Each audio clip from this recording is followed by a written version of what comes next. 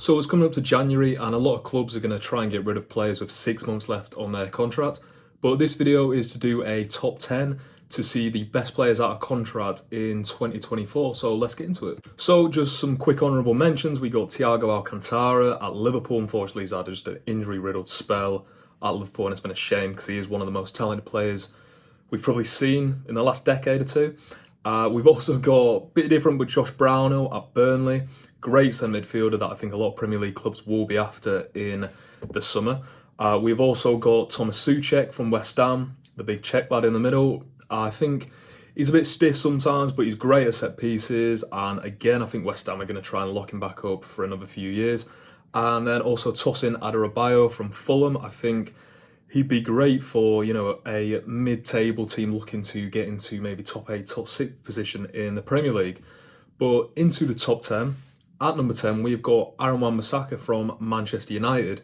And it's been a tough one for him because he's had, a big money move from Crystal Palace, 50 million, and he was supposed to be the next big right back in the country. And I think people like Kyle Walker, Reece James, Trent Alexander-Arnold, Kieran Trippier, just so far, away from him that he's been seen as a bit of a lesser player. But I think if you're after a great defensive right back, Aaron Wan-Bissaka is probably that. I mean, going forward, he's somewhat limited, but I think defensively, he's as good as most people in the league. At number 9, we're going to the Portuguese League, FC Porto, and Mehdi Taremi, the big Iranian centre-forward, is going to be on a free agent. And despite being 31 years of age, I think he would be a fantastic player. Would he adjust to the Premier League? Potentially not. But I could definitely see him going to, a top 5 league in the Champions League because he's been excellent for years now. He was excellent in the World Cup, I thought, because he was in England's group. And I think a big team will be after him this summer. At number 8, we have got a fella who is coming to the twilight end of his career, and that's a bit of a shame for all of us, but Luka Modric for Real Madrid. And I think Real Madrid are moving on because you've obviously got Jude Bellingham in the midfield, you got Valverde, you got Tchouaméni, Camavinga, and I think Modric is slowly getting pushed out, despite he's still playing and at a high level.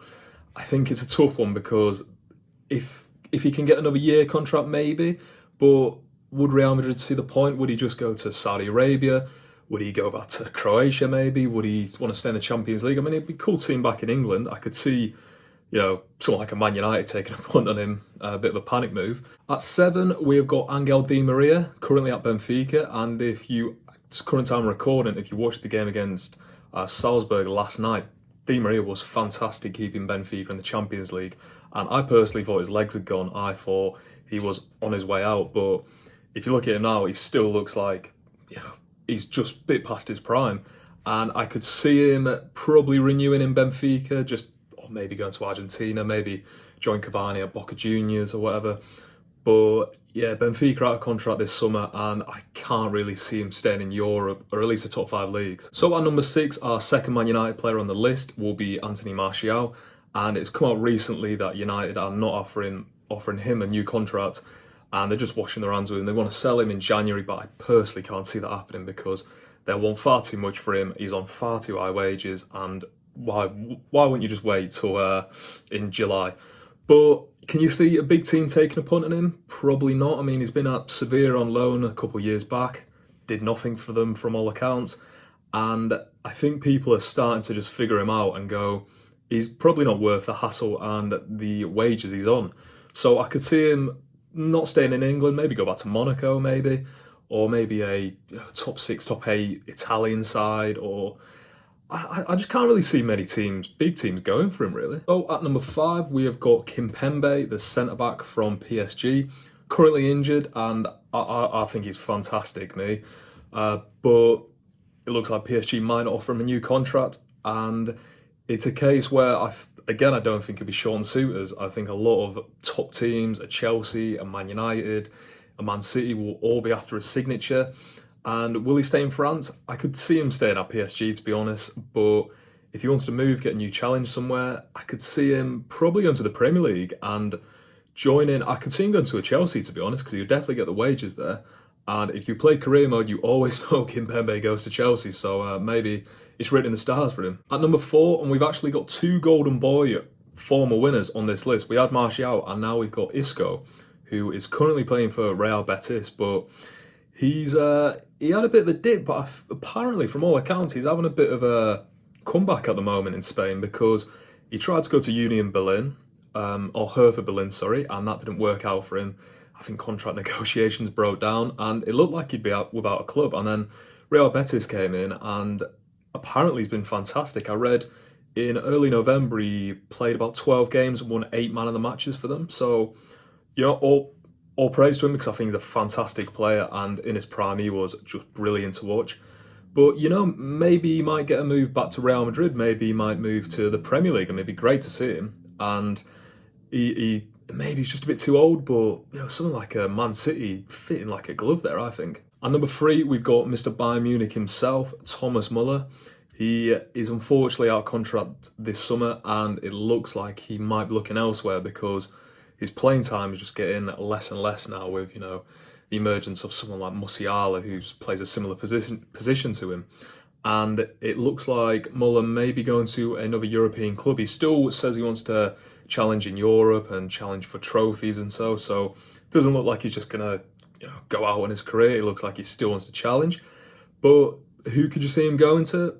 Maybe, I don't have a clue, to be honest. Barcelona, maybe, linking up Lewandowski again. So at number 2, we have got our second German on the list, and that is Toni Kroos at Real Madrid at the moment. Again, like Modric, his playing time's just getting decreased because the emergence of Bellingham and the others. But it's a weird one, because I thought he retired back end of last season, and then he signed a 1-year extension. And he might retire this year, to be honest, but I can see him going to Man United. I think it's got it written all over.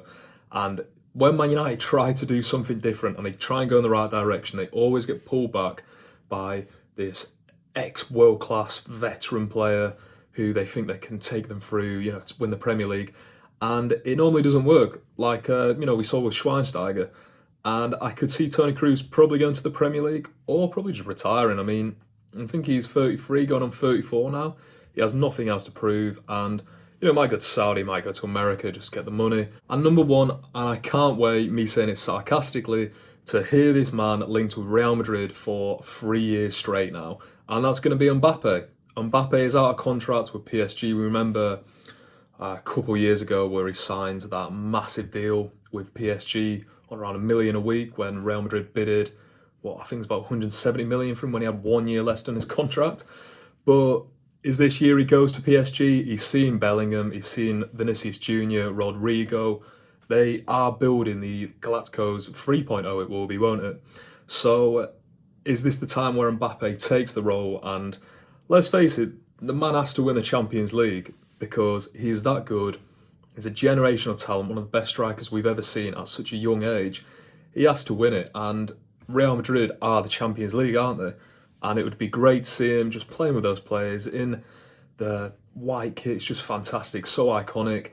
And I could really see it. But then again, PSG have unlimited resources. Do they want to keep him?